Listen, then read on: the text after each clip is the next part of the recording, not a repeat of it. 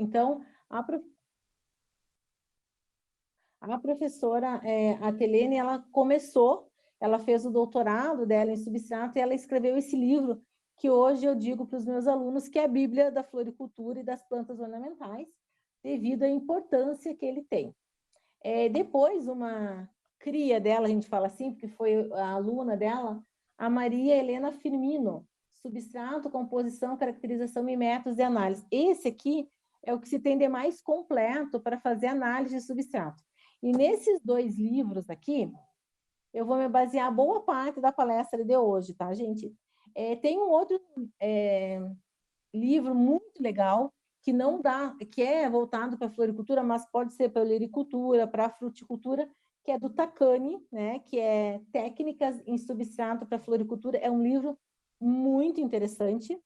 E tem um outro livro, também já bem antigo, da professora Telene, que é específico para a floricultura, que eles acabam se complementando, esses 4 livros aqui. São investimentos importantes que a gente faz. E tem um livro que eu utilizei bastante para minhas aulas de fruticultura, que é a Atualização sobre Calagem, Adubação e Frutíferas, tá? Que é para o estado do Rio Grande do Sul e Santa Catarina. Tem um simpósio lá, que eles trabalham com fruteiras, né, com frutíferas. Então, claro que a gente, lembrando, né, que solos, a manual de adubação e calagem é por região do país. Cada região do país, ele tem como eu vou dizer, uma recomendação técnica. E aí, então, nós precisamos nos adaptar e nos adequar para cada região. Então, aqui, eles fizeram Rio Grande do Sul e Santa Catarina, mas provavelmente deve ter para São Paulo, Minas Gerais, na sua região, tá? Porque as espécies, elas têm uns detalhamentos muito importantes da sua ecofisiologia e nas suas condições edafoclimáticas. Ecofisiologia e condições edafoclimáticas são 2 palavrinhas-chave que eu falo para os alunos que todo agrônomo ou todo técnico tem que conhecer, porque cada espécie ela tem detalhes importantes para ser cuidado, para ser trabalhado, certo? Felipe, pode projetar aí, e aí Beleza, professora. Aqui, ó, o documento já está aqui no gatilho. A gente pede mais uma vez, né?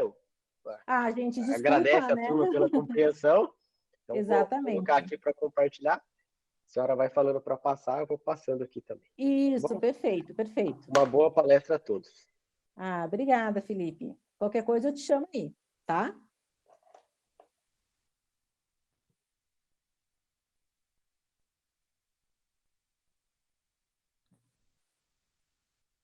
Isso, já estamos vendo, só colocar. Ele faz favor, então, em tela cheia.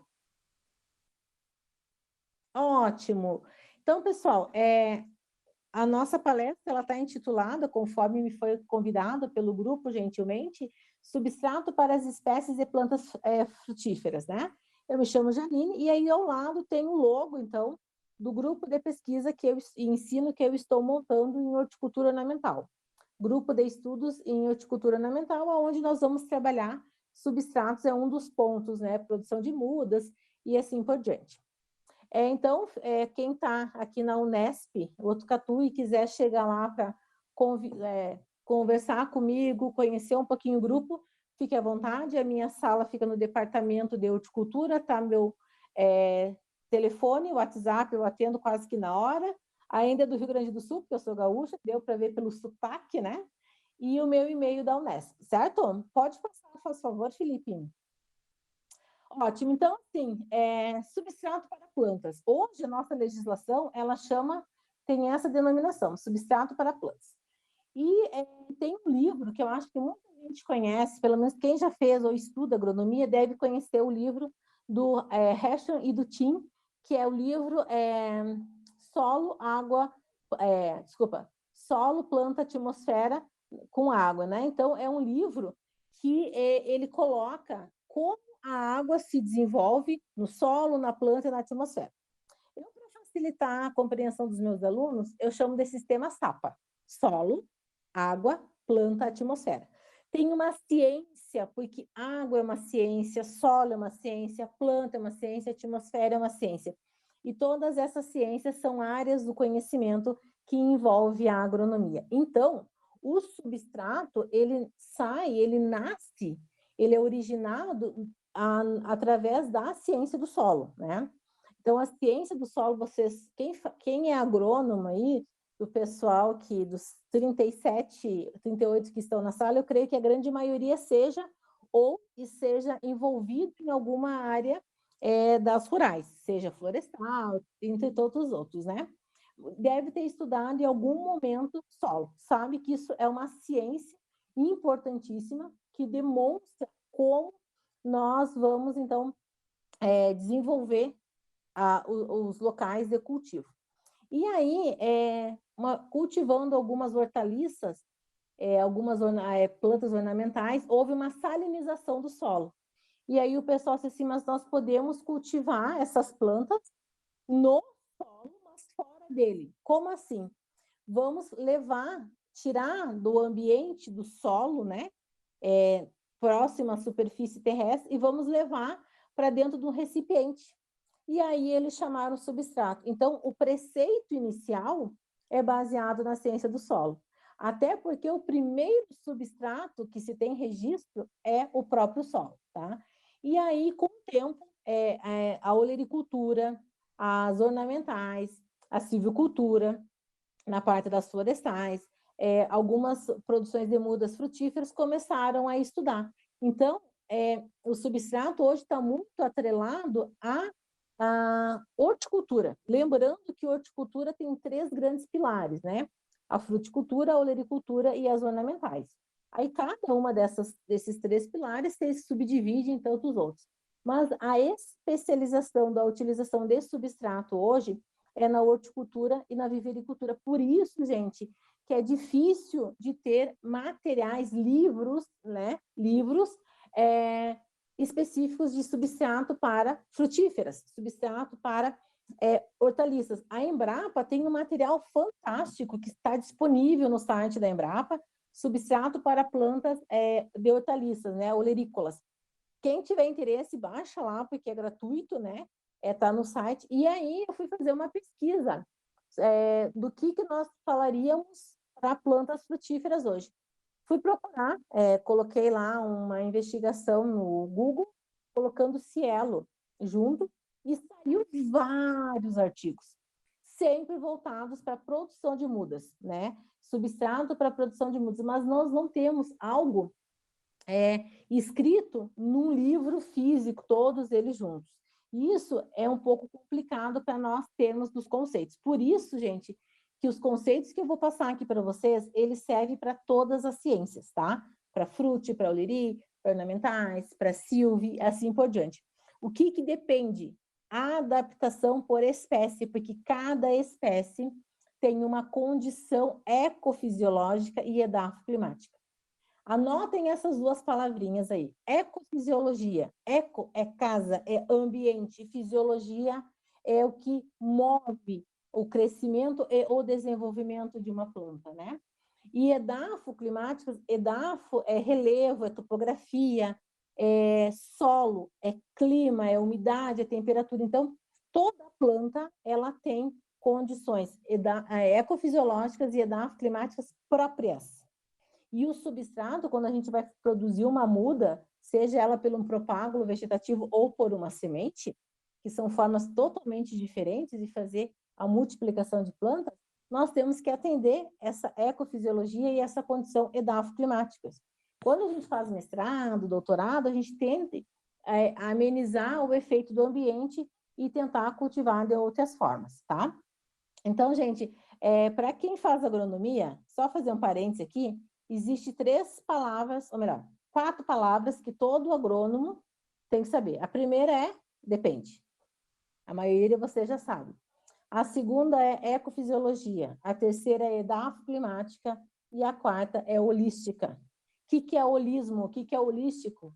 Holismo é uma palavra que foi cunhada lá por Aristóteles, quase 1000 anos antes de Cristo, filósofo grego e assim por diante, em que ele mostra que a gente estuda várias partezinhas, vários detalhezinhos, mas nós queremos um todo. Então, holismo é o que nós aprendemos na nossa faculdade, seja agronomia, engenharia agronômica, zootecnia, engenharia florestal. Nós aprendemos caixinhas para construir o todo. Então, prestem atenção nessas palavras para que vocês possam tornar-se bons profissionais. E aí tem um desenho aí, né, um desenho baseado na professora Telene, que no primeiro tem ali, então, um perfil de solo um pouquinho maior com uma planta que consegue desenvolver-se numa, deixa eu até olhar aqui, numa área agricultável um pouco maior. Né? Essa área agricultável, ela pode chegar em metros. Por exemplo, uma frutífera perene, ela pode ter mais de 1 metro e meio de profundidade. Então, é uma planta que tem um espaço, nesse primeiro desenho aqui, em perfil de solo. Mas aí, quando eu faço isso, essa planta para um recipiente, eu vou reduzir a minha área agricultável. E quando eu faço isso, gente, eu mudo muita coisa. Por isso é importante conhecer as condições ecofisiológicas da planta. Pode passar aí, Felipe, faz favor. Então, a Absolo, para quem acompanha o pessoal dos solos, sabe que a Absolos, ela promove um anuário falando das condições de adubação, de solos, de fertilidade do Brasil. E nos últimos anos ela vem falando um pouquinho de substrato, né? E aí eu trouxe 2 gráficos para vocês que está mostrando as vendas de substrato para plantas. Ela tem um crescimento bem interessante, né? Em relação ano a ano crescendo. E essas vendas, esses substratos, em reais ou em metros cúbicos, por exemplo, o primeiro gráfico fala em milhões de reais, depois milhares de metro cúbico seguinte, mostra que substrato é sim um material importante para ser trabalhado, mas ele precisa do quê? Conhecimento, tá? E a nossa palestra hoje vai falar dos pilares básicos de conhecimento sobre substrato. Pode passar. Então, substrato, ele tem alguns conceitos bem interessantes. Que eu gosto muito é o conceito que a professora Telene, né, a professora Campbell, coloca nesses livros aqui, que eu passei para vocês, né? Esse aqui também. E a Maria Firmino coloca nesse aqui, que é super interessante. Gente, esses livros aqui estão na internet, disponíveis, super em conta eles, tá? Para quem tiver interesse, faz favor. E depois eu vou passar para o Felipe também um e-book que eu escrevi sobre plantas ornamentais, conceitos de cultivos, que tem um capítulo que vai falar só sobre substrato.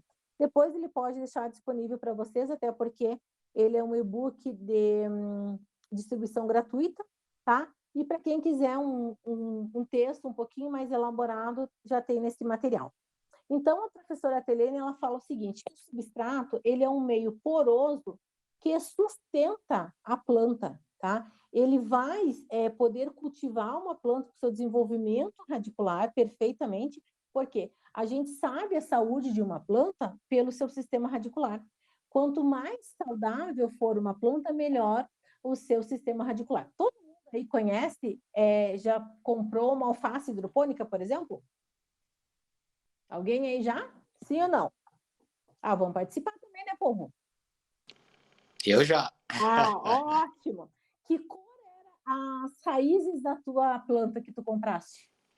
Era bem limpinho, né? Porque não usa terra.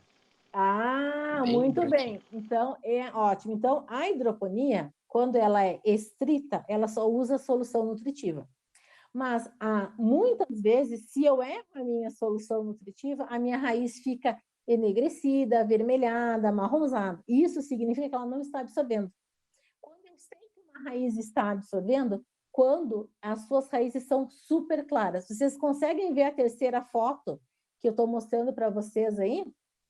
Que é onde o rapaz está segurando um substrato. Olha a perfeição da cor dessas raízes.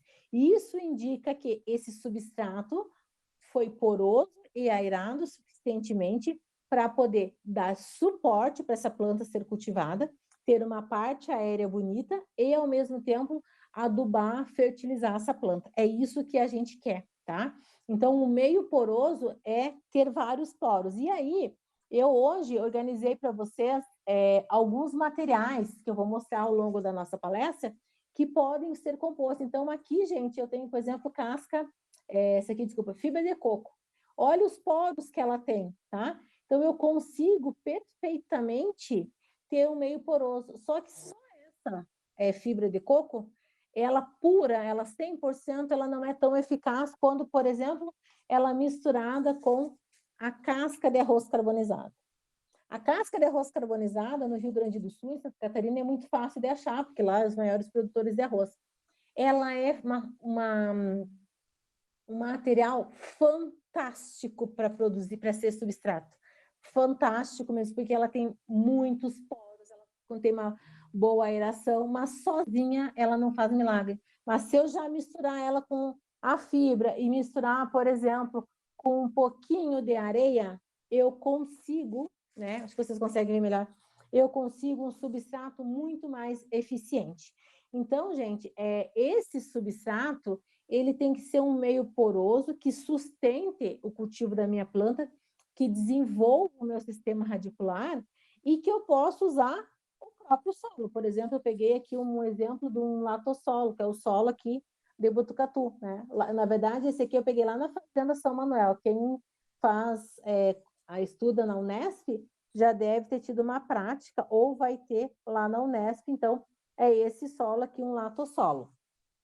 Então, gente, esse substrato ele deve proporcionar condições para crescimento e desenvolvimento. Quem já fez fisiologia vegetal sabe que crescimento e desenvolvimento não é a mesma coisa, são coisas diferentes, tá?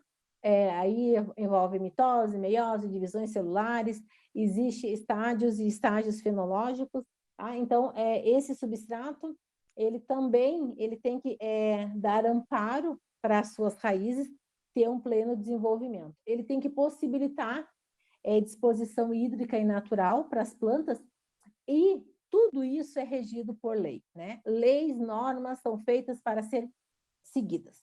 Então, nós temos duas instituições normativas que hoje são as principais que regem a substrato para plantas, que é a 14 de 2004, mostrando como se faz registro e como se faz rótulo, e a NR 17 de 2007, mostrando, então, os métodos de análise de substrato, que também é bastante trabalhado nesse livro aqui. Pode passar, faz favor? Então, o substrato para planta, ele tem espaço de crescimento e desenvolvimento em recipiente, tá? Como mostra a figurinha do lado. E esse recipiente, ele tem uma certa diferença, né? Do espaço físico, do espaço poroso, da quantidade de água, da aeração, da composição física, da química e da biológica. Gente, guardem isso. Para se conhecer substrato, tem que saber a física, a química e a biologia dele para poder ter um bom desempenho, um bom resultado final, tá? Então, essa instrução normativa 14, ela vai estabelecer alguns itens que são fundamentais para quem trabalha com substrato.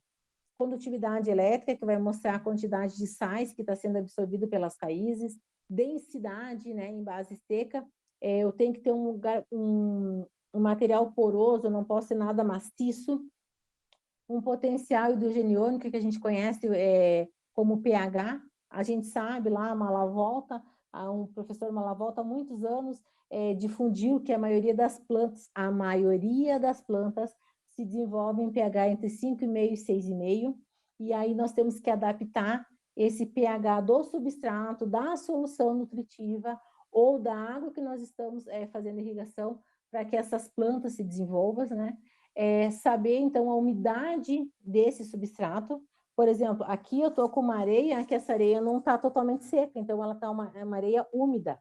Então, eu sei que esse peso, essa massa dessa areia, ela é diferente de quanto ela está seca. E eu sei quanto ela pode ter de porosidade e retenção de água aqui, para poder proporcionar hidratação ou aeração para as minhas raízes.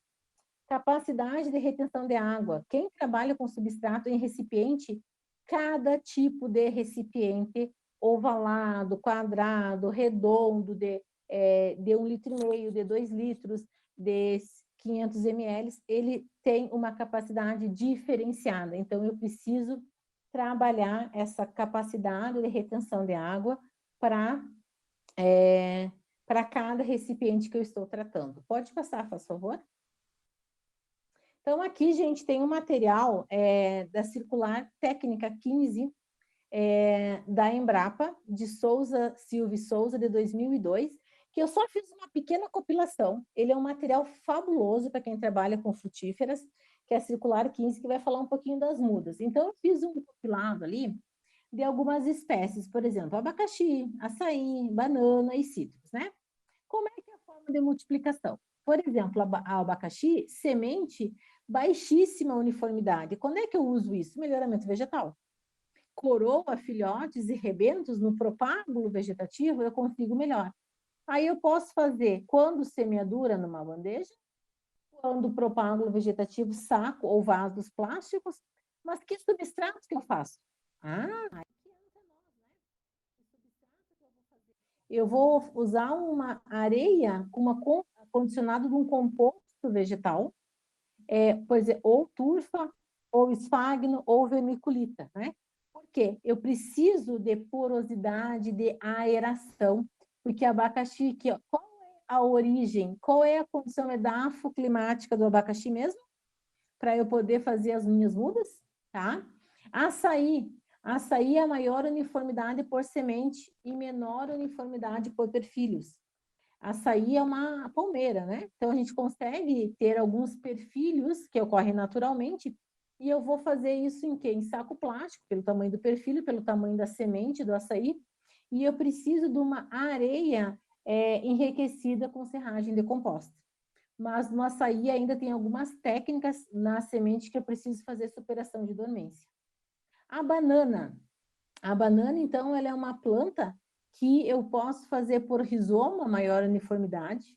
Eu posso fazer propagação, micropropagação em laboratório, por exemplo, o vidro, e eu preciso de um composto para o rizoma mais enriquecido de solos, com uma densidade um pouquinho maior e maior adubação. Já em laboratório, eu preciso de total isenção, apenas um meio para que faça outros calos e eu tenha uma nova muda. Citros, né? São Paulo é o maior produtor de citros do mundo, né? Então, semente, eu tenho menor uniformidade. Quando é que eu trabalho com semente? É mais voltado, então, para o melhoramento, mas estaquia e enxertia para a produção de mudas. Quem já fez uma enxertia de citros aí, né? Janela, tem invertido e assim por diante. E aí, que substrato que eu preciso para que esse citros, essa muda, vingue, como a gente fala, né?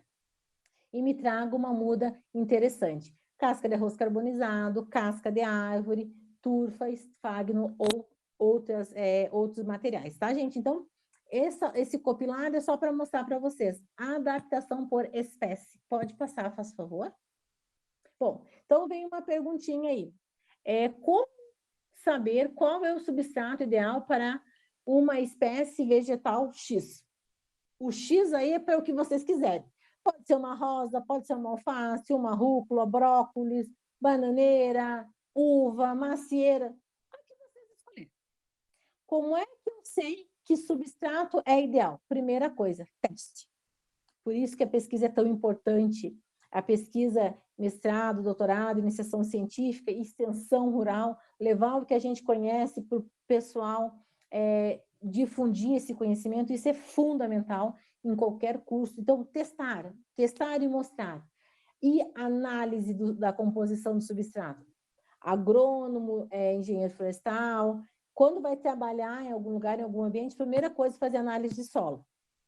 Segundo, fazer análise de água. Principalmente vai trabalhar com hidroponia, solução nutritiva, oferta de irrigação. Água, solo e água tem que ser testados. É importantíssimo. Médico nenhum vai dar um exame se não te fizer minimamente uma análise de sangue. Para nós, a gente precisa de análise de solo e de água. Porque, gente, é análise que ela não é uma análise cara, mas é uma análise fundamental. E se a pessoa quiser ainda refinar o seu conhecimento, ela vai fazer análise do substrato, componente a componente, ou quando eu acabar misturando eles. Quando eu misturo eles, eu faço uma outra análise. Então, teste, gente, análise, não é são vários laboratórios no Brasil que faz. O IAC Campinas faz, alguns laboratórios da região também faz. Então, vale a pena dar uma investida no início para não ter um prejuízo lá adiante. Aí eu montei tudo, tá perfeito. Aí a minha planta não vem, porque tinha muito porosidade naquele material e eu não consegui colocar e fazer irrigação suficiente. Pode passar. Então, aqui eu vou trazer para vocês um trabalho que eu fiz com forrações ornamentais lá em 2017, que nós temos essa pequena escala, tá? Então, que vai avaliar a estabilidade do torrão. Esse desenho, ele é muito didático, muito simplesinho, que ele tem notas, tá? Então, ali no número 1, vocês conseguem ver que tem um espaço em volta, isso é o recipiente. Então, a gente chama sistema substrato, planta, recipiente. Se eu fazer o plantio de uma estaca ou a semeadura de uma semente e a planta se desenvolver e eu tirar essa minha planta do meu recipiente, seja bandeja, vasinho, saquinho, e ela sair 100% inteira, ela é nota 5. O torrão aderiu tanto à raiz, ele promoveu tanta sanidade e condições que a minha planta está perfeita. Se isso não ocorreu e ficar um pouquinho ainda, ele é nota 4, ou seja, 10% de perda do substrato. Mas se ele ficar mais de 50%, ele é nota 1. E aí vocês conseguem ver pela figurinha que tem um espaço aqui na parte, no número 1 ali do desenho, que está branco, que é diferente da nota 5. Então, gente, essa é uma escala visual de avaliação da estabilidade do torrão. Aí vem uma pergunta assim, mas para que isso é importante? Vocês sabem que boa parte das mudas, seja de flores, de hortaliças, de frutíferas, a gente faz ela num ambiente ou fechado ou semiaberto, e depois ele vai para o campo. E existe uma coisa chamada taxa de pegamento. O que é taxa de pegamento? É quando a planta vai para o campo e ela vinga, ou seja, eu plantei ela e ela consegue se desenvolver. Esse substrato consegue adentar o meu solo e consegue se estabelecer. Essa é importante da estabilidade do torrão, do sistema substrato, planta, recipiente. Muitas vezes a minha muda lá de videira está perfeita, eu fiz a estaquia, enraizou, coloquei, fiz o porta-enxerto, ficou lindo. Levei para o campo, a muda morreu. Porque a aderência do torrão não estava completamente formada e a planta não resistiu às condições diferentes que se tem no campo. Pode passar. Então, gente, eu trouxe para vocês aqui um material que a gente publicou em 2021 com mudas de manjericão, tá? Mudas de manjericão, e aí vocês conseguem ver ali na segunda figurinha, na letra A estaquia que a gente fez, tá? Então, estaquia, eu acho que a grande maioria de vocês sabem fazer propagação vegetativa por estaquia. Pegamos 3 gemas, um pedaço da planta, 3 gemas, cortamos 50% da área foliar e levamos para enraizar. Olha só, na letra B, ela teve nota 5. Olha a perfeição das raízes e da aderência que essa raiz teve a esse substrato. Aí depois nós tiramos esse substrato e olha a quantidade, a sanidade dessas raízes. O que eu quero chamar a atenção de vocês aqui? Que essas raízes, gente, elas estão brancas, elas estão claras, ou seja, ao mesmo tempo que ela estava absorvendo água, ela estava absorvendo nutriente. E olha a quantidade de brotos que ela teve, se vocês começarem a reparar. Ela tinha 4 folhinhas e ela começou a ter vários brotos. A planta só coloca broto na parte aérea quando a sua raiz está bem desenvolvida, tá? Isso ele é muito importante, pode passar. E aqui nós temos uma outra, e aqui temos o mesmo trabalho com manjericão, mostrando diferentes composições de substrato. Por exemplo, nós trabalhamos com Carolina Soil, casca de arroz carbonizada e areia textura média. E aí, se vocês acompanharem ali embaixo, vai ter escrito composição de substrato. 1:0, quer dizer que só tem Carolina Sóio. O 0, 1 e 0 quer dizer que só tem casca de arroz. 0, 0, 1 só tem areia e os demais foram misturando. Então, vocês conseguem ver que não são todas. E aí, cada figura é a quantidade de irrigação. 1 vez por dia, 2 vezes por dia e 3 vezes por dia, tá?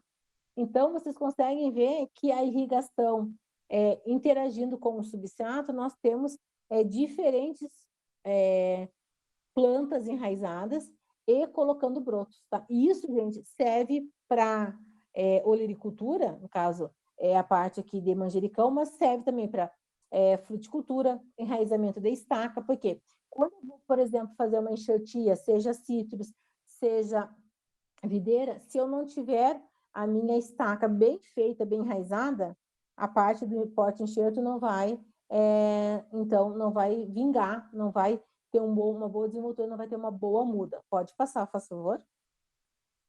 Aí nós temos também aqui um outro trabalho que saiu esse ano, que mostra, que fala um pouquinho da rúcula, né? Lembrando mesmo a parte do torrão, mas também como está a parte aérea. Como o meu substrato vai impactar na minha produção de... Desculpa, aqui não é rúcula, aqui é dianthus, é uma cravina, é uma flor comestível. Como ela vai impactar na parte aérea, como essa parte aérea vai ficar desenvolvida. Olhem o desenho e olhem para o real, a diferença que se tem, né? Então, por exemplo, a número 1, se eu levar para o campo, ela não vai produzir. Ela vai dar uma planta minguada, como a gente diz, uma planta pequena com desenvolvimento diminuto, enquanto que a planta 5 vai estar bem estabelecida e vai me dar flores com mais características e condições interessantes. Pode passar. Então, vamos lá para a gente falar um pouquinho sobre as 3 partes mais importantes de se conhecer um substrato. A característica biológica tem que ser isento. Isento, sem nada. Sem nada de animais, fauna de solo, sem sementes, sem propagos, nada. Isento. Como que a gente faz isso? Esterilização. Forma mais fácil é fervura. Física, densidade e porosidade. E química, pH, condutividade elétrica, CTC e poder tamponante. Pode passar. Então, aqui, gente, tem um desenho aqui ao lado que mostra como fazer a esterilização. A forma mais fácil de fazer a esterilização de substrato é ferver. Então, eu tenho aqui, por exemplo, casca de pinos compostada. Essa casca de pino, se eu achar que ela tem algum patógeno aqui, algum fungo, algum vírus, alguma bactéria, eu vou fazer uma fervura, eu vou colocar água, vou colocar no tonel e colocar fogo, tá? Existem 3 técnicas básicas para esterilização. A primeira é termoterapia, calor e tempo, ou seja, fervura. Solarização é uma técnica muito utilizada na olericultura, mas ela demora um pouco mais. E tratamento químico, pouquíssimo utilizado. Pode passar, por favor, Felipe. Então, aqui tem um material do Visconde e colaboradores, que ele fala o seguinte, nós temos uma foto de um termômetro que mostra as temperaturas ideais para eliminar, por exemplo, ervas indesejadas, sementes, eliminar a maioria dos insetos, eliminar fungos e bactérias, tudo isso, gente, com uma fervura mínima de 30 minutos. Nós conseguimos isenção, esterilizar um substrato. O substrato, ele tem que estar estéril. Aqui, por exemplo, um esfagno, ele tem que estar estéril, ou seja, se eu colocar qualquer planta aqui, ele não vai adoecer. Pode passar, por favor. Outra coisa interessantíssima é a densidade. A densidade é uma característica física que vai me mostrar volume por massa por volume. Ou seja, por exemplo, eu tenho esse copo aqui. Quanto de massa cabe nesse volume? Eu tenho densidade. E aí, a professora Telene, ela coloca que nós precisamos ter diferentes densidades em diferentes recipientes. Por exemplo, bandejas, ser mais leves, Vasos de plantas maiores são mais pesados, por quê? A densidade dificulta o transporte do recipiente e ela tem uma relação muito direta com o tipo de recipiente que nós estamos utilizando. Pode passar? Então, nós temos aqui o efeito do recipiente. Então, reparem, gente, que tem 3 recipientes azulzinhos aí, vazinhos, tá? O azul é água, o branco é ar e o marrom é solo, sólidos, tá? Então, digamos que eu tenho um mesmo, deixa eu pegar aqui um bonitão aqui para nós trabalhar. Vamos pegar esse aqui, fibra de coco em pó. Digamos que nós temos essa fibra de coco, toda ela tem 13% de sólidos, ela tem parte sólida 13%. Se eu colocar no recipiente número 15, como é o primeiro, olha a quantidade de pontos marrons que eu tenho. É sólidos. Só que ele vai ter 20% de aeração, que é a parte branca, e 67% de água. Então, eu tenho um ambiente equilibrado, a minha capacidade de retenção de água para aquele local é perfeito. Se eu diminuo esse meu recipiente, mantendo a quantidade de sólidos, eu aumento a minha retenção de água, porque eu acabo retirando o espaço aéreo, e aí eu acabo mantendo a parte sólida, e eu, consequentemente, vou manter a água, tá? E aí, assim que vai diminuir. Por isso, gente, que quantas vezes a gente irriga a bandeja por dia?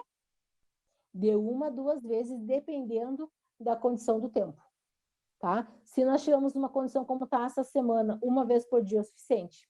No verãozão, calor, 2 vezes por dia.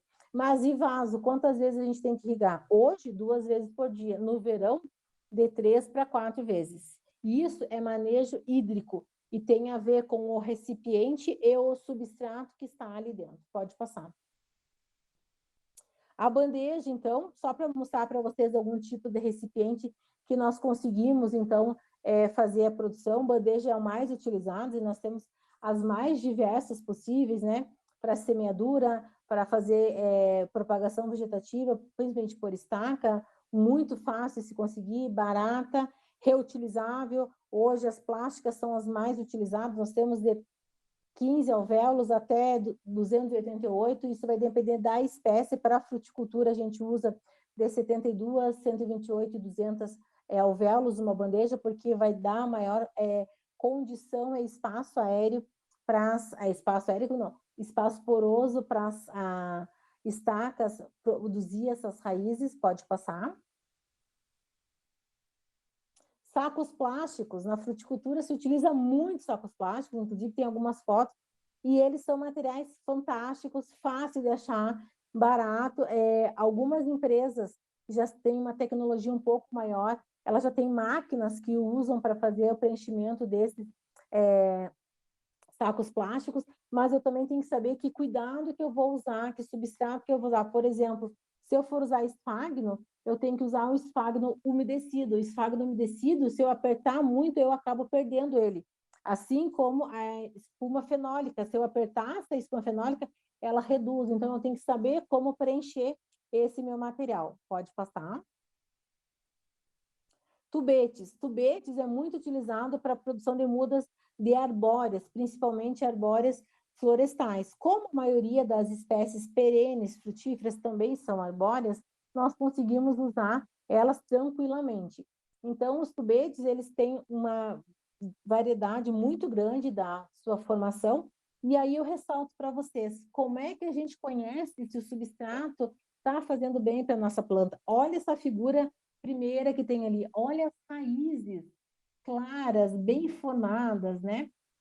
Uma muda extremamente interessante. Essa muda, ela vai para o campo, ela consegue se expandir dentro do solo e fixar, ela consegue se desenvolver, crescer naquele ambiente e, consequentemente, vai frutificar. Claro, né, gente?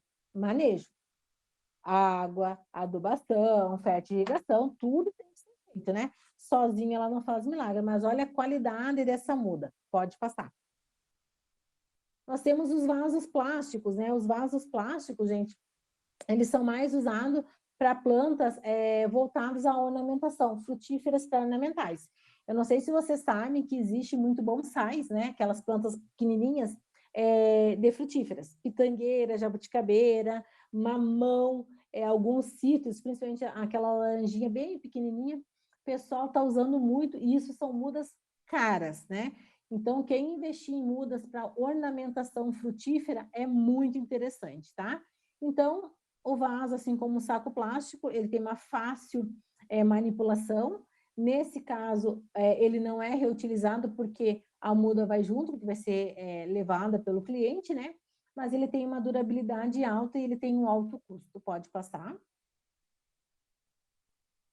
A porosidade. Aqui o bicho pega, né? A porosidade, gente, nós temos uma figurinha ali, ó, mostrando sólidos, né? Microporos, água e ar, macroporos, né? Essa figurinha, ela mostra como seria um espaço ideal de poros em um recipiente, seja no recipiente, seja nos solos. Vocês devem ter estudado isso lá em solos, muito mais do que eu, né? Mostrando macroporos, microporos, como se dá, então, a superfície de contato, como a água percorre, ela fica aderida num ambiente mais úmido, num ambiente mais seco. Mas como é que a gente traz isso para o nosso substrato, né? Nós precisamos que a raiz faça com o ambiente trocas gasosas, ela precisa de oxigênio, né? Para poder se desenvolver. E aí chegaram a um número mágico lá, que é mais ou menos 85% do substrato precisa ser poros. Isso é difícil, muito difícil. Mas a gente consegue fazer. Um pouco menos, né? Uns 70, 65, 85 é difícil, mas é possível se fazer, viu? Porque é nessa faixa etária aí, nessa faixa percentual, que nós temos uma boa retenção de água, nós temos drenagem e aeração no recipiente. Pode passar. E aqui, então, eu trouxe para vocês algumas relações com os sólidos. Essa relação é importantíssima, ela é descrita neste livro aqui, né? Que mostra como eu consigo ter poro suficiente no material, tá? Em relação aos seus sólidos. Por exemplo, na ciência do solo, que é o primeiro ali, vai mostrar que nós temos 50% de sólidos e 50% de poros. Esses poros entendem água e ar, tá? E aí areia, vamos passar para areia aqui, ó. Areia, eu tenho 33% de poros, o restante é sólidos. Ou seja, eu já não consigo ter uma relação interessante. Eu preciso adicionar outro material para que ela tenha porosidade. O substrato ideal, como falando ali, ele tem 85% de poros, mas como é que eu consigo fazer um substrato interessante? Eu começo a juntar vários desses aqui, ó, vários deles, até eu conseguir ter essa minha porosidade. Por isso, gente, que não é tão simples, não é tão fácil fazer a manipulação, a elaboração de substrato. A casca de arroz sozinha, ela tem uma relação 4. Ela tem 80% de poros. Isso é interessantíssimo. A tufa, 63%. A vermiculita, que está aqui, essa bonitona aqui, ó, vermiculita, cara, um material caro, que só pode ser usado pouquíssimos, porque ele tem alto custo, mas é muito utilizado para poder ter retenção de água. Ela tem 3,5% na sua relação poros sólidos, né? E qual que é a relação ideal? 3, tá? Cultivos hortícolas. Quando eu falo hortícolas, eu falo de flores, de frutas e de hortaliças, tá? É acima de 3, quando eu tenho uma condição de porosidade ideal. Pode passar. Vocês viram isso aqui, gente, lá nos solos, lembra disso? O solo em relação à sua umidade e em relação à sua secura, ou seja, ele totalmente seco, né? Quando o solo está saturado, né? Depois que tem, por exemplo, a sua drenagem, a água gravitacional é levada embora, como a primeira figura, ele mantém-se em capacidade de campo, que é o que todo mundo, todo agrônomo gosta de ter um solo em capacidade de campo, para poder hidratar as nossas plantinhas e produzir, e no final da nossa colheita encher o nosso bolso, que é o que a gente mais quer, mas nem sempre isso é possível, tá? Quando começa as laninhas, elinhos e tantos outros aí, mudanças climáticas estão batendo na nossa porta, a gente sabe que nem sempre nós conseguimos, durante um cultivo, manter a capacidade de campo. E aí, então, a gente fica com solo típico ou normal, né? Quantidade de poros, a quantidade de água capilar. E quando uma planta vai em ponto de murcha permanente, aí a gente não consegue fazer muita coisa, porque uma vez a planta em ponto de murcha permanente, ela não retorna mais. Pode passar. Uma outra parte importantíssima é a parte de adubação, é a química, tá? É o pH e a condutividade elétrica. Bom, pH, a maioria de vocês sabem que é esse gráfico aí do professor Lavolta, né? Ele elaborou lá em 97, mostrando quais nutrientes são essenciais. Oi? Alguém quer falar? Quais nutrientes são importantes? O carbono, hidrogênio, oxigênio pela água, os macros, os micros, né? Aonde que a planta, que faixa que a planta se desenvolve, por exemplo, na figurinha aí, nessa faixa esverdeada de 5,5 a 6,5, para o seu pleno desenvolvimento e crescimento. Quando uma planta está bem adubação, a fertigação está correta, não há lixiviação. Lixiviação é perda de dinheiro. Eu estou colocando dinheiro fora, tá? Eu irrigo demais a planta, os nutrientes se dissolvem com mais facilidade, eles vão embora. A condutividade elétrica mostra o quê? O quanto a planta está absorvendo. E aí, geralmente, uma planta novinha, uma mudinha, é de 0,8 microsiemens, e ela pode chegar até 4 microsiemens por centímetro. Gente, esses são valores testais que tem numa composição, né? O pesquisador Roberto Furlani, do IAC Campinas, ele é a maior sumidade sobre hidroponia. Eu não consigo ler a mensagem.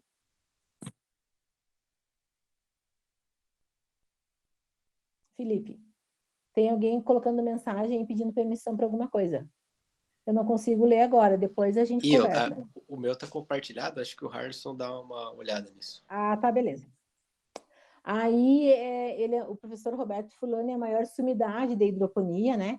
É considerado até hoje os dinossauros da hidroponia, porque ele foi o pesquisador do IAC Campinas que mais trabalhou em como as plantas absorvem as plantas. Por favor, pode passar. A CTC. Bom, CTC você sabe, né?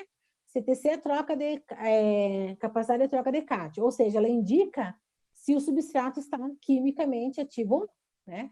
Quanto que eu consigo ter, que valores eu consigo ter adequado em relação à minha superfície de contato, como eu faço a minha troca de cátion, né? Isso, gente, favorece a adubação. E aí, uma alta CTC, como lá no solo, ela auxilia o poder tamponante. O que é poder tamponante mesmo? O poder tamponante é quando o pH está correto e não ocorre lixiviação de nutrientes. Certo, gente? Isso aqui é extremamente importante a gente cuidar no nosso substrato. Pode passar, Felipe?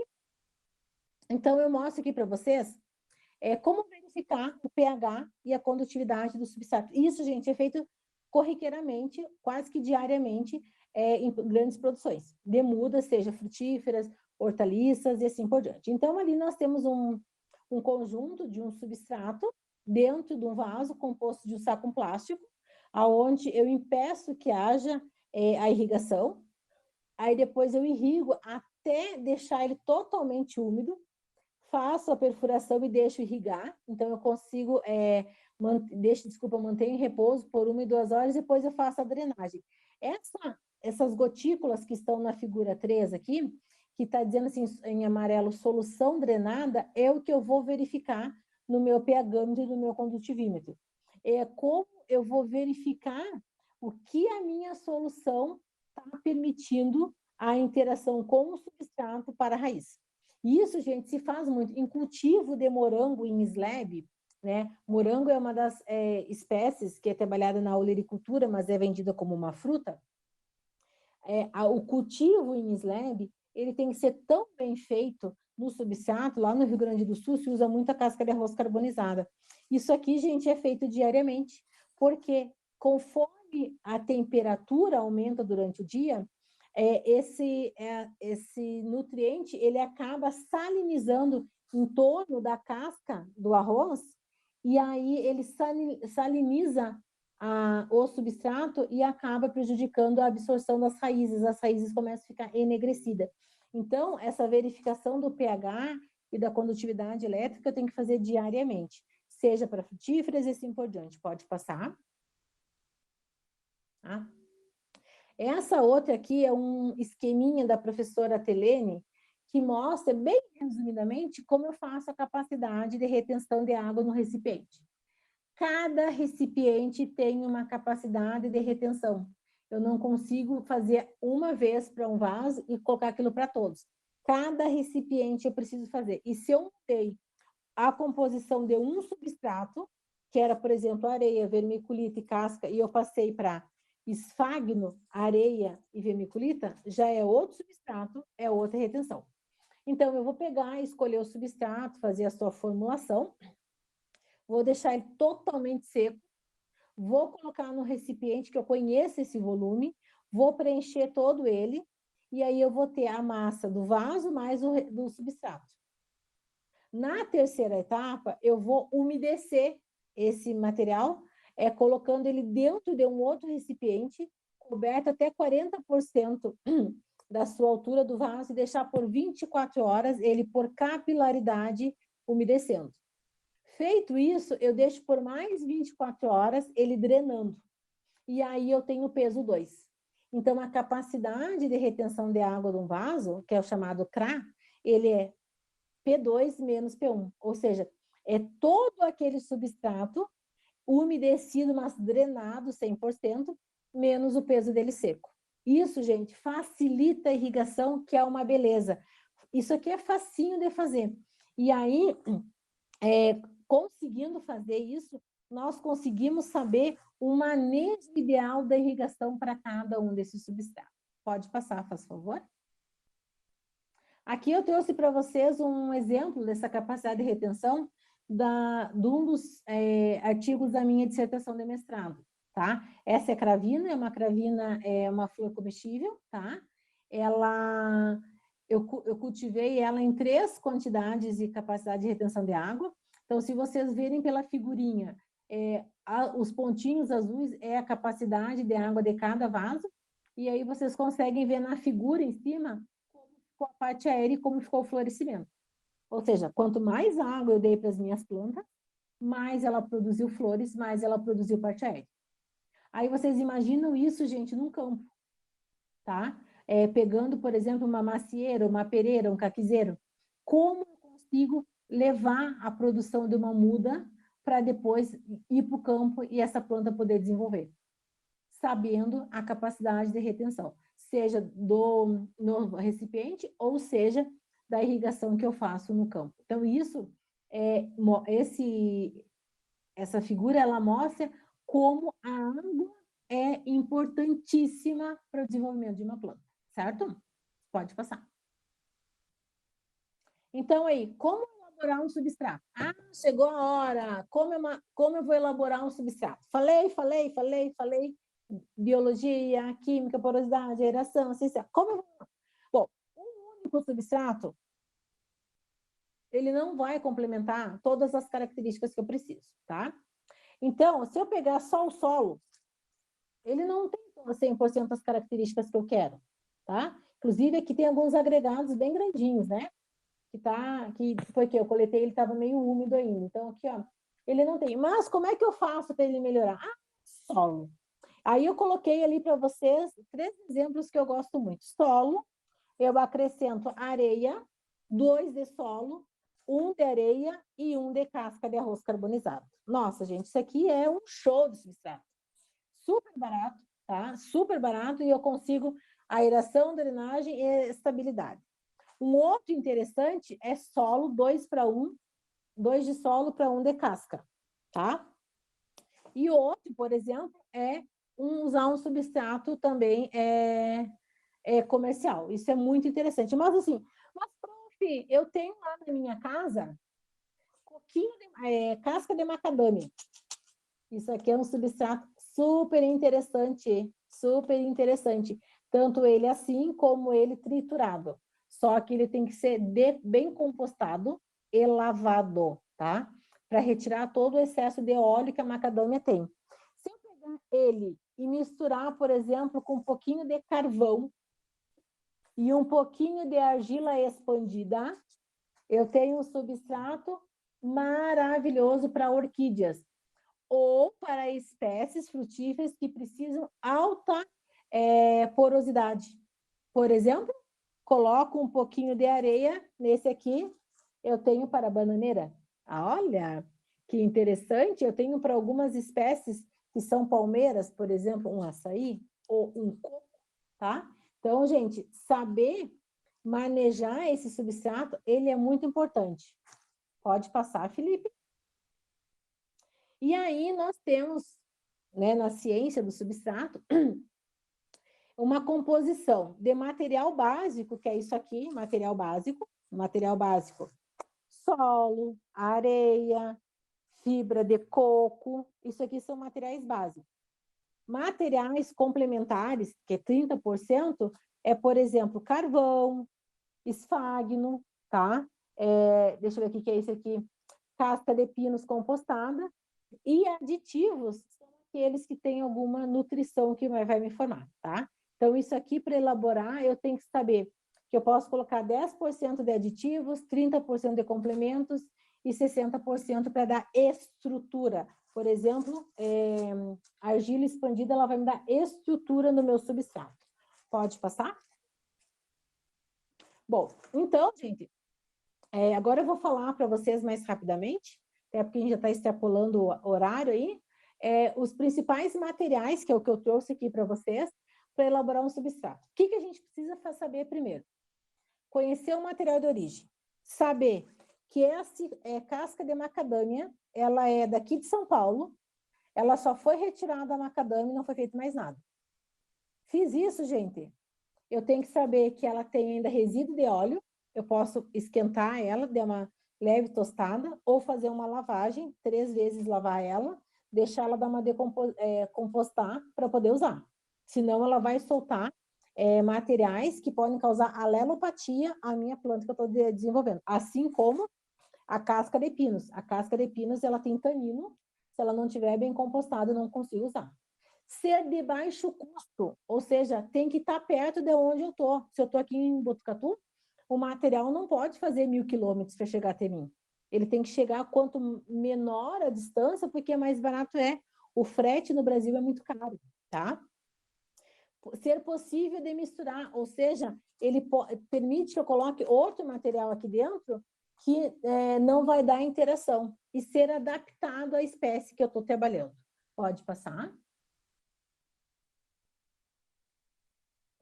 Então, gente, aqui eu vou falar para vocês, isso aqui é um resumão do resumão, tá? De uma aula aí, que eu vou mostrar para vocês qual é a característica de cada. O mais importante, vocês têm que saber o que é. Por exemplo, aqui, cadê? Eu já estou perdida. O meu solo, primeiro substrato utilizado. Esse solo eu tenho na minha região, mas e qual é da tua região? Primeira coisa antes de usar, análise de solo, tá? Ele tem boa estabilidade, ele permite adubação. Segundo material, cadê minha areia aqui? Material muito utilizado, principalmente fazer testes. Esse é o material mais interessante que tem no mercado, areia. E aí nós temos areia média, fina e grossa. Eu gosto de trabalhar com a média para produzir mudas, porque ela permite ser lavada e ela é inerte. Eu posso colocar solução nutritiva aqui e a planta absorve facilmente, tá? Então, isso é um material muito interessante. Nós temos o solo, que vai precisar de uma análise da tua região, e a areia pode passar. Turfa, tá? Turfa eu não tenho aqui, mas turfa foi um dos principais materiais a serem trabalhados como substrato. Se vocês conseguem ver, ela tem hoje umas tipos de umas moedinhas de turfa, que colocar água, ela incha e eu consigo fazer a semeadura. Estaquia de qualquer frutífera vem super bem, porque ela tem um pH baixo e eu consigo colocar uma adubação, uma fertigação, para chegar perto do pH que eu gosto de trabalhar. ela tem alta CTC, então ela vem de origem pantanosa, e aí eu consigo. As maiores surfeiras do Brasil fica ali na região de Santa Catarina, e ela é relativamente barata, ela tem muita matéria orgânica, então eu colocando ela com outro material, ela é bem interessante. Pode passar. Fibra de coco. Fibra de coco, gente, é um material ambientalmente ecológico fantástico.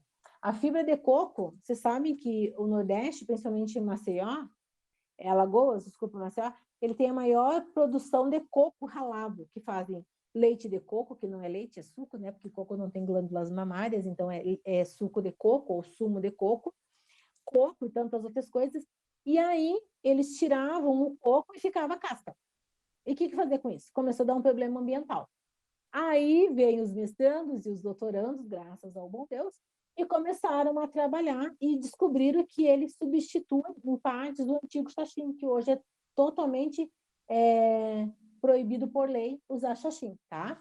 Xaxim é uma samambaia que está em extinção. Quem for pego com xaxim, leva multa e pode ser preso. E aí nós temos a fibra de coco em vários tipos. Aqui eu tenho ela em pó, que é muito usada na fruticultura, tá? Na floricultura, é muito mais usado os chips e a lã. A lã, gente, inclusive, isso aqui é para abafar ruídos, é usado na engenharia civil. Então, nós temos substratos super interessantes, tá? Porque isso aqui, espécies mais que necessitam de uma aeração maior, por exemplo, algumas orquídeas, e na hidroponia eu consigo usar, e a fibra de coco aqui eu consigo usar para fazer mudas de qualquer espécie frutífera, sabendo que eu não posso usar ela pura, eu tenho que usar ela misturada com outro material. Pode passar. Casca de arroz carbonizado e a casca de arroz queimado. Tem diferença. Casca de arroz carbonizado é essa que eu tenho aqui. Vocês conseguem ver a casquinha, ou na figura ali, onde está a mãozinha, a casca tem que estar inteira. Santa Catarina e Rio Grande do Sul são os maiores produtores. Lá no Rio Grande do Sul, de onde eu venho, é uma região produtora de arroz. Eles, para poder manter o secador, para secar o arroz, eles queimam a própria casca. E esse aqui, material, ele ficou um problema ambiental sério. E aí veio a pesquisa, mais uma vez, e transformou isso aqui num substrato fantástico. Só que esse aqui, gente, é maravilhoso. Baixa densidade, alta porosidade, ele tem um pH um pouquinho elevado, mas isso aqui a gente consegue contornar. Baixa capacidade de retenção de água, o que é bom quando eu coloco um material com alta retenção de água. Porém, contudo, entretanto, a casca queimada, como está na figura, é o pó. Rico em sílica. Tem excesso. Então, eu posso usar no máximo. Aqui vocês vão ver alguns recadinhos. Quando está em amarelo, é para prestar atenção. A casca de arroz queimada, eu posso usar no máximo 25% da composição do substrato, porque ele tem um pH acima de 9. Ele é extremamente básico, tá? Então, nós temos que cuidar muito isso, gente. Isso aí pode dar problema na capacidade de retenção da água e matar as raízes. Pode passar. Perlita. Perlita é uma rocha mica, essa branquinha aqui, bem levinha, ela parece quase com isopor, tá? Cara, bem cara. Ela tem um alto custo elevado, tá? Ela tem um aspecto floculado, mas ela essa expansão a alta temperatura, 1000 graus, faz com que ela encha esses porinhos de espaço aéreo. E ela consegue absorver 13 vezes a sua massa. Então, se eu tenho 1 quilo de vermiculita, de perlita, ela absorve 13 litros de água. Então, eu tenho que usar ela em baixa quantidade, assim como a sua prima mais próxima, a vermiculita, que também foi expandida em alta temperatura, só que ela consegue absorver 4 vezes a sua massa. Se eu tenho 1 quilo de vermiculita, porque é extremamente leve, ó, extremamente leve. Ela absorve 4 litros de água. Então, essas duas bonitonas aqui, uma branca e uma prateada, elas são maravilhosas de usar, mas em pouquíssimas percentagens. No máximo, quanto muito, 10% do volume, porque é caro e elas são extremamente eficientes. Só que a perlita tem excesso de magnésio, e a vermiculita excesso de flúor. Então, eu tenho que controlar o pH. O pH delas é em volta de 8. Eu tenho que fazer um tratamento para baixar o pH. Pode passar. Lã de rocha e isopor eu não trouxe aqui, porque eu não tenho esse material aqui comigo. A lã de rocha é um material muito usado na Europa, porém caro aqui no Brasil, tá? Ele é vendido hoje para mudas mais de valor agregado bem maior, né? Ele também é expandido, o basalto, o calcário, o carvão são misturados, são expandidos, então eles formam essa lã de rocha. Essa lã, ela está vindo para o Brasil nos últimos 5 anos, mas ainda com valor elevado. Creio que nos próximos anos é capaz desse valor subir, reduzir um pouquinho, né? E ser mais passível, então, de se utilizar.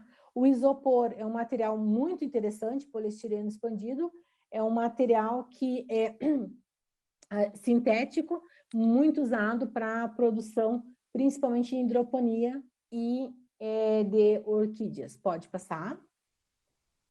Esfagno, esse bonitão aqui, ele é do gênero esfagno, ele é um musgo tratado, tá? Ele consegue absorver 15 vezes a sua massa, muito interessante para frutíferas que são difíceis de absorver água, tá? Então, colocar ao entorno delas, esse material é fantástico, assim como a espuma fenólica também para fazer mudinhas, né? Fazer mudinhas, no caso, frutíferas a partir de sementes.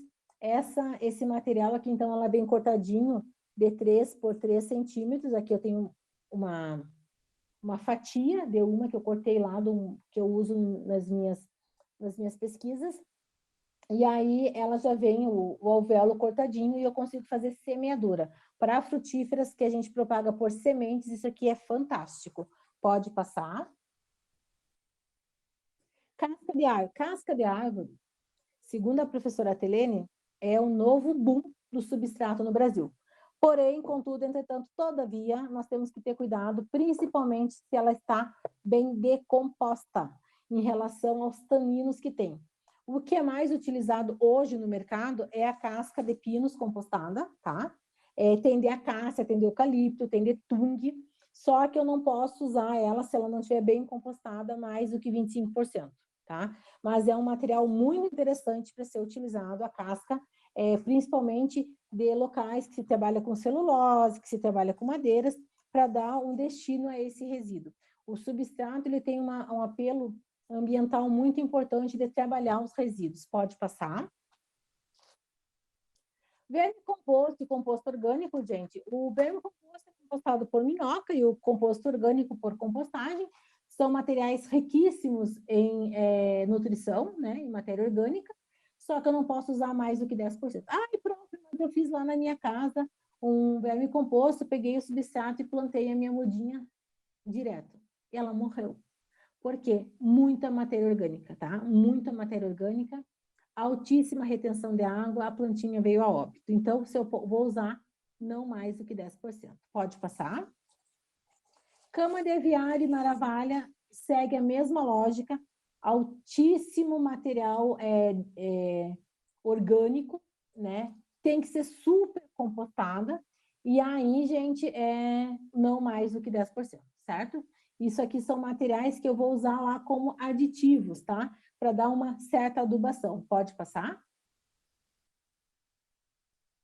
Bom, substratos comerciais. Substratos comerciais tem que seguir a legislação do decreto 4.954 de 2004 do Ministério da Agricultura, Pecuária e Abastecimento, o MAPA, tá? As embalagens estão vendidas a 25 quilos e elas têm que ter uma formulação balanceada e fixada. O que eu registrei, eu tenho que dar para o meu consumidor, tá? Então, esses substratos são ótimos porque a legislação é rígida e eles seguem, isso que é bom, eles seguem, então, essa nossa legislação rígida tem esse mecanismo de garantia desse material. Pode passar. Então, vamos recapitular para ir já para o final da nossa palestra aqui. Um bom substrato para plantas deve ter baixo custo e disponibilidade na minha região, deve ter boa capacidade de retenção e drenagem, ser isento de agentes patogênicos, seja eles quais forem, fungo, bactérias, vírus, plantas invasoras, sementes de plantas invasoras, ser inodoro, não ter cheiro, pH mais próximo do neutro, ter densidade baixa, porém consistência e durabilidade.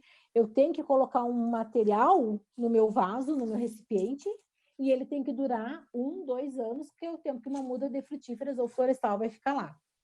Ter estabilidade em relação às características biológicas, físicas e químicas, e no armazenamento, esterilização e manuseio.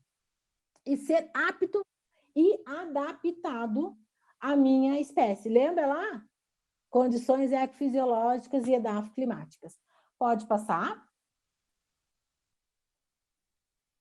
Bueno, gente, então, graças por ficarem aqui comigo. Desculpa aquele momento inicial lá que nós tivemos de atrapalhada aqui da internet da minha casa, mas tem 2 locais que vocês podem buscar mais sobre substrato. Um evento chamado Ensub, que ocorre a cada 2 anos, ele é um evento nacional, se bem que nos últimos anos ele virou internacional, porque no último que teve tinha muita gente, que ele vai falar sobre substrato para plantas. E lá fala sobre frutíferas, olericultura, ornamentais, hidroponia. Quem puder participar de um evento desse, vale muito a pena. Geralmente se coloca 2, 3 trabalhos lá por autores. E nós temos uma associação de substrato no Brasil, fundada há pouco tempo, que é a Associação Nacional de Substrato para Plantas. E ali eu coloquei, então, o site, o Instagram, o Facebook e o YouTube para vocês buscarem um pouquinho mais de substrato. E, por fim, pode passar, por favor. Eu quero deixar mais uma vez um convite para um super evento que vai ter aqui em Botucatu, na Unesp, que é o Simpósio de Fruticultura, que os meninos já falaram no início da nossa apresentação, que vai ser um evento muito interessante para fruticultura e que substrato também vai fazer parte, tá? Então, tá aí o Instagram. Vocês, mais uma vez, estão super convidados. Eu estarei lá. Aguardo vocês para conhecê-los pessoalmente, tá? E, por fim, quero deixar uma mensagem para vocês. Pode passar, Felipe. Essa frase me acompanha há anos. Escolha um trabalho que ames e não terás que trabalhar um único dia. Gente, muito obrigado. Fico aberta às perguntas para vocês. Estou à disposição para responder o que vocês quiserem aí e o que eu souber, obviamente.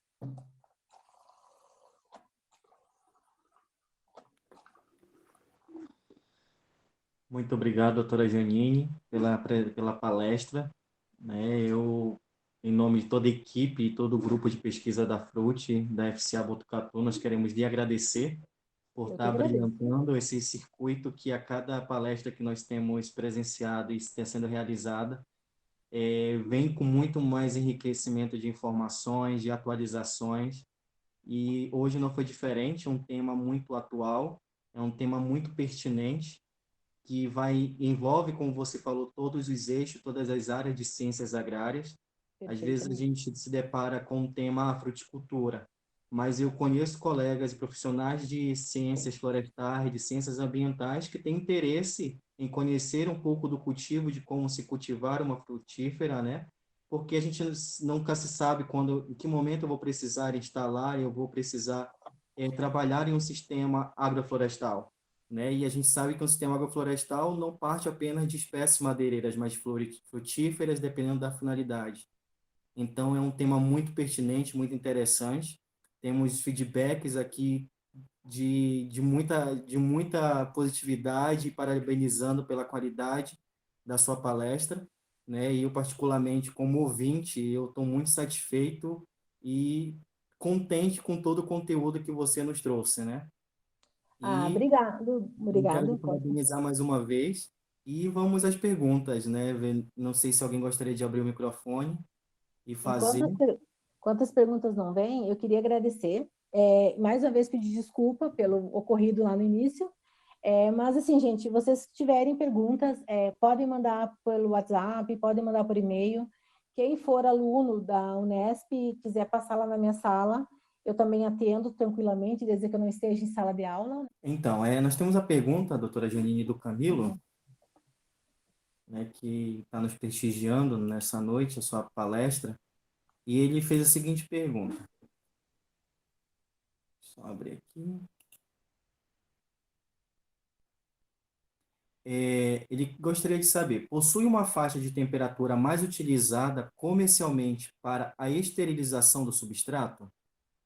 Assim, a esterilização do substrato, geralmente, quem faz na propriedade, né? Por exemplo, eu vou unir, eu posso fazer material por material, por exemplo, aqui, como eu tenho aqui os meus materiaizinhos, ou eu posso fazer a mistura e esterilizar ele. Como é que o pessoal faz hoje?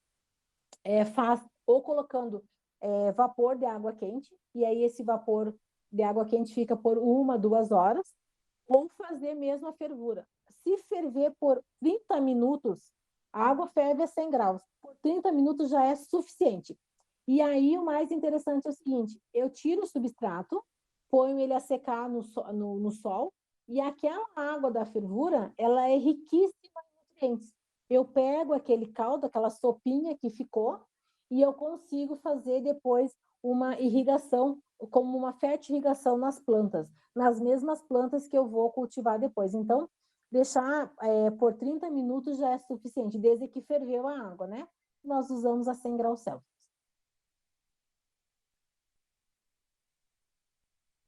Eu não estou te ouvindo. O microfone está desligado, Harris. Obrigado, doutora Janine, pela resposta ao Camilo, né? Eu acredito que ele lhe agradeceu pela resposta. Obrigada. Então, vamos passar para a próxima, que foi o Felício Ribeiro, que ele colocou a seguinte situação. Apesar da recomendação ser a utilização de substratos estéril, minhocas não são bem-vindas? Num cultivo em recipiente comercial, não. A minhoca, ela é interessante no solo. No solo, ela tem uma função maravilhosa. Ela promove galerias, aonde ela vai, ela deixa como se fosse um resíduo, como se fosse, como é que eu vou dizer? Eu esqueci o nome, mas antes que seja uma gosminha, que ela vai ficando e vai formando as galerias, e isso vai dando porosidade e aeração para o solo. Aí, ok. Numa compostagem, o seu composto, o seu verme composto é super interessante. Agora, eu ter um vaso, um recipiente, e ter a minhoca ali dentro, ela vai acabar se alimentando das minhas raízes. Então, não é interessante. E quando eu vou usar o composto da minhoca, que chama verme compostagem, eu posso usar até 10%, porque ele tem tanto nutriente, se eu vou deixar ele puro, ele vai acabar matando as minhas raízes. Então, nesse caso, não, certo? Liga o teu microfone. Imagina, eu Tá que agradeço. desligado de novo, Harris. Obrigado. A gente sabe que hoje a fruticultura, a principal base ou início dela, do cultivo, é pela produção de mudas, né? Principalmente por enxertia e por estaca. E a gente Isso, sabe que substrato tem essa importância muito grande na escolha, na execução, no manejo e nos cuidados após o estalar, né? E isso. o José Renato Xavier, ele até trouxe uma informação, uma pergunta que ele coloca sobre a região norte do Brasil, né? Acredito que seja o estado do Pará, que ocorre experiência com a carbonização de caroço de açaí, que você também até comentou no início sobre esse tipo de substrato. E ele diz assim: nesse sentido, quais são os cuidados e limitações do uso do produto carbonizado ou dos produtos carbonizados? Ah, perfeito, perfeito. Se a carbonização for bem feita e manter a estrutura, não tem problema nenhum. Não é a carbonização que vai causar algum dano à raiz ou à planta. O que vai causar é quanto ela consegue reter de água e consegue drenar, né? Então, primeira coisa, é Renato, né? O nome? Renato.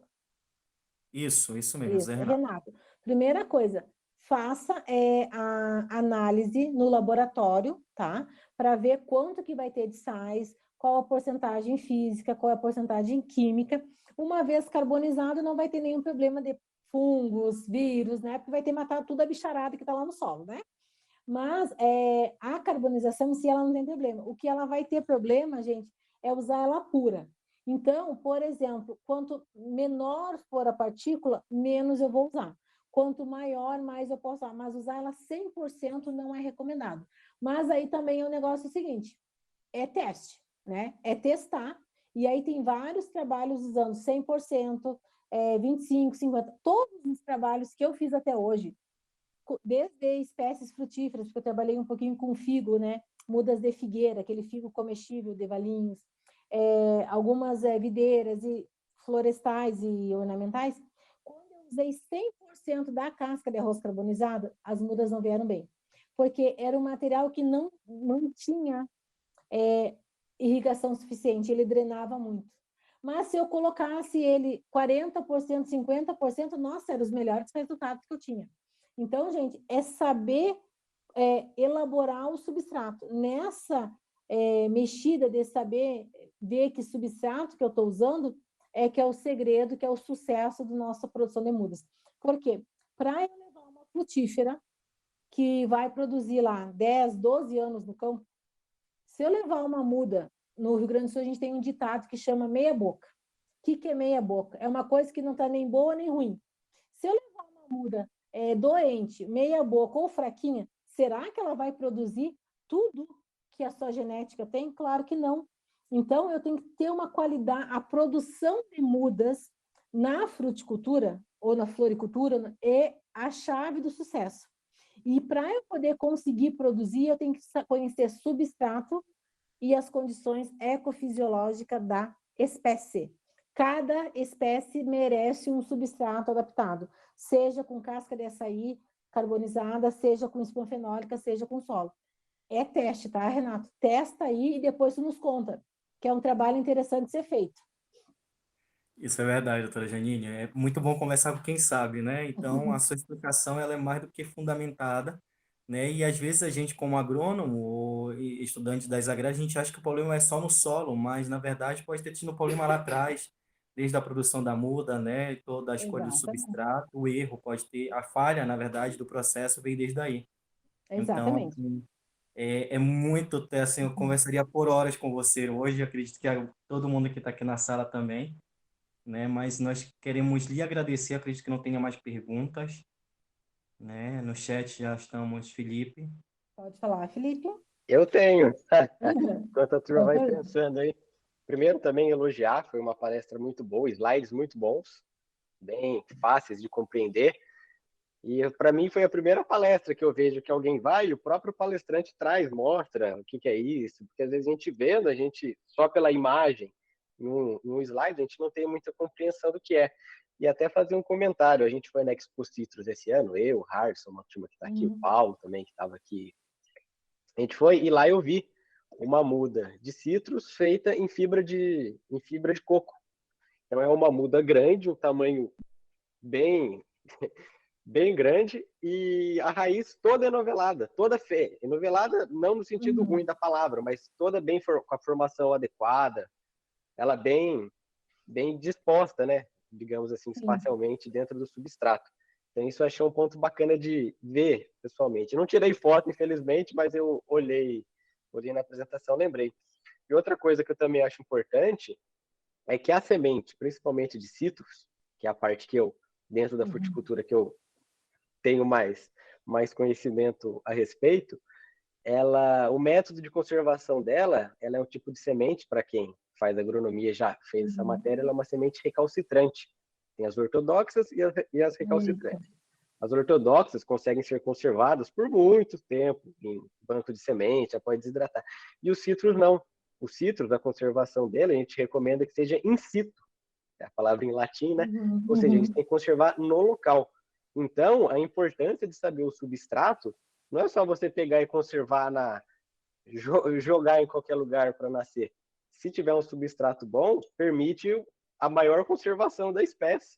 Então, além do bom pegamento, que a gente viu nos slides, isso eu acho que é um ponto interessante de destacar da parte que eu compreendi, que eu domino, assim, entre aspas, né, a cultura frutífera que eu tenho mais sabedoria a respeito. Então, achei bacana fazer esse comentário.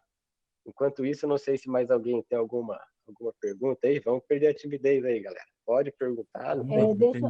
Enquanto vocês estão aí, vocês podem deixar o material, só passa para PDF e pode deixar disponível o material lá no site, aonde vocês quiserem, tá? Enviar junto com o e-mail também, com o certificado. Fica aberto para vocês, só manda em formato de PDF e aí a hora que vocês forem usar o material, só citar fontes, tá, gente? Eu acho que compartilhar conhecimento é bem interessante. Eu fiz essa palestra para o evento aqui e sempre legal conhecer, como o Felipe mesmo falou, né? Saber que tipo de semente eu estou trabalhando lá do citrus, né? O que é o recalcitrante, o que é o ortodoxo. Isso, gente, esses detalhamentos é o que faz o refinamento de um bom agrônomo, né? É nós sabermos lá que vale a pena investir numa análise de solo, de água, de substrato, análise foliar, né? Fruticultura trabalha muito com análise foliar para saber, às vezes eu tô lá fazendo uma análise foliar para saber que adubo, para colocar e coloco fósforo. Às vezes é colocar um condicionador de solo em volta da minha árvore, da minha planta, para ela poder ter porosidade, eu resolvo meu problema. Então, isso é refinamento agronômico, né? E isso é interessante vocês saberem, tá? Perguntas? Estou à disposição aí. Sei que está avançado o horário, fica à Mas está vontade. gostoso o bate-papo. No momento nós temos perguntas, acredito que as dúvidas foram sanadas, né? A apresentação muito limpa, realmente os slides muito bem dinâmico, a apresentação. E a gente quer parabenizar a doutora Janine mais uma vez, a sua desenvoltura, seu abrilhantar durante o nosso circuito. Estava uma expectativa muito grande por essa palestra, na verdade, por todas que nós estamos organizando, né? Porque Que é um bom. momento que nós também temos de aproveitar um pouco os pesquisadores, os doutores que nós temos dentro da nossa área de pesquisa. Então, mais uma vez, eu quero lhe agradecer, né, por esse momento, por essa troca, por esse bate-papo. E no grupo de Fruit também se coloca à disposição a você, caso você precise, naquilo que for necessário. E eu gostaria de agradecer a todos que estão presentes, né, que estão compondo esse momento, estão participando com a gente já nessa segunda palestra. E eu passo a minha fala nesse momento para o Felipe. Bem, é isso, galera. A gente agradece. Vou compartilhar aqui rapidinho, só para já ficar registrado aqui. Agradeço a professora pela excelente palestra. Faço das palavras Obrigada, do gente. Harrison as minhas e creio que as de todo mundo, só elogios no chat. Então, Muito meus obrigada, parabéns, gente. muito obrigado. Vou compartilhar a tela aqui rapidinho, só para já divulgar a próxima palestra a próxima palestra nossa do circuito. Aqui, está aparecendo para vocês? Sim, Felipe. Beleza. Então, retomando aqui, galera, aquilo que eu tinha falado. Todas as informações sobre os nossos eventos, até atualizações, no Instagram da Fruticultura, @frute_FCA. Aqui a gente sempre está colocando atualizações, que nem a primeira arte do nosso palestrante confirmado pro simpósio já foi confirmada. No caso, o Vander, ele fala sobre pitaia, proprietário aqui da Pitaia Manga MG. Aqui tem as informações dele para vocês participarem com a gente. Primeiro lote, repetindo, abriu dia 13/6, já está disponível para compra. Né? Daí temos aqui, no caso, a palestra de hoje, com a professora Janine, a outra do Camilo, e, se der, hoje ou amanhã a gente divulga aqui a próxima palestra do nosso circuito. Que será? Ele estava aqui até agora há pouco, não sei se ainda está nos assistindo, né? O Pedro Maranha Peste, ele é professor lá em Minas Gerais, e vai falar um pouco para a gente sobre podas em plantas de espécies frutíferas. Também um tema muito bacana, muito relevante. Então, já está aqui divulgado para quem ficou aqui Felipe. assistindo, já sabe de antemão aqui já. Se O que é fosse no jornal, engraçado no é que furo teve um dos jornalístico. participantes que já sugeriu esse tema, né, para as próximas palestras. Sim, depois a gente vai ver lá no que vocês mandaram, né, as sugestões lá também. Então, fica para 4 de julho, às 7 horas. Falando aqui de novo para vocês, né, do circuito de palestra, a cada 15 dias, até o dia 3/10, nós temos a palestra. Então, para a próxima aqui, podas de espécies frutíferas, já está disponível para inscrição. A pessoa realiza inscrição no evento, vem aqui, quero participar das atividades e se cadastra nas atividades. Daí assim recebe o link mais fácil, tudo certinho. Vem aqui, já foi a do Camilo, da professora Janine, então a próxima é a de podas em espécies frutíferas. Também uma palestra que vai trazer muito conhecimento. E isso, como eu disse, esse circuito é voltado para a gente divulgar o nosso primeiro simpósio de fruticultura. Agradeço a divulgação feita pela professora nos seus slides finais, que vai acontecer dia 5 e 6 de outubro, aqui em Botucatu. Vai acontecer de forma presencial. Então, galera, tem toda a descrição aqui do evento. Não vou ler para também não me estender. Primeiro lote, barato, hein, galera? R$60 para ter direito a 2 dias com coffee, bastante coisa. Sorteio também teremos. Aqui tem informações sobre submissão de trabalho, avaliação, pôsteres e tudo mais, as modalidades e áreas temáticas. tudo isso você encontra onde? Aqui no Instagram da Fruticultura. Aqui embaixo no Linktree, a gente clica e já aparece aqui, tanto para a página do Event 3 para o simpósio, quanto para o circuito de palestra. Que nem como eu disse, o palestrante, o Vander, né, que já foi o palestrante que já a arte visual já foi confirmada, e o outro também para a gente divulgar aqui para quem ficou até aqui, que é o Francisco José Domingues Neto, que ele vai falar para a gente sobre macadâmia. A professora até abordou aqui na palestra, né, sobre a casca da macadâmia. Então, ele vai falar sobre macadâmia, do plantio à colheita, experiências e práticas para uma fruticultura integrada. Então, galera, eu acho que é isso. A gente agradece E como é que eu pauso aqui a apresentação?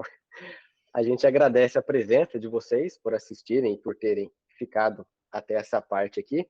Depois a gente vai enviar por e-mail tudo certinho, o certificado e os materiais que a professora Janine disponibilizar também. Então, galera, muito obrigado.